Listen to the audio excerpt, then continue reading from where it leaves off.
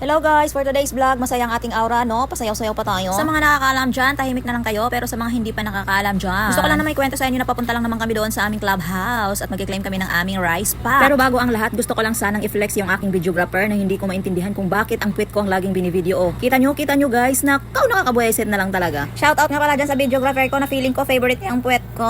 Ayan na nga at nang mamadali na nga kami guys papunta ng aming clubhouse. Sa puntong ito guys, nabubuesit na talaga ako sa kakatingin sa video guys at hindi ko maintindihan kung bakit hindi makuha-kuha ang aking ulo. Next time, daday, ayusin mo talaga yung pagbibideo mo, daday. Bunti ka na akong high blood talaga nito. So, ayun na nga guys, nandito na tayo sa ating clubhouse at mukhang nakita ko na sa bandang unahan, no, na nandoon na sila. Shoutout nga pala sa lahat ng nangunguna nito, yung gentry natin, no, kasama yung Agima. At alam nyo guys, no, para sa tulad kong mahihirap, malaking tulong na po talaga to sa amin. At salamat sa Diyos naman at nagkataon din na nandito rin ako sa aming bahay. Kaya hindi lang isang pack, kundi 2 pack po yung na-claim po namin, guys. At talagang kita-kita naman talaga sa itsura ko, no, na talagang ready na at ready to mingle. Charot lang. Ayan na nga at nag-start na magbigayan guys. Sa puntong ito ay tapos na rin ako nakatanggap. At wala akong ibang masabi kundi salamat sa grasya, Lord.